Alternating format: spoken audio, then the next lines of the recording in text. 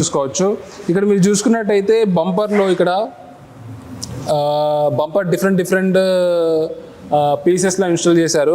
So ఎంత hard case ఉన్నా కూడా నేను ఇలాంటి వర్క్ అయితే చేయలేను. ఎందుకంటే ఇక మీరు చూసుకున్నట్టయితే ఫుల్ బంపర్ ఒకటే పీస్లో వేయచ్చు.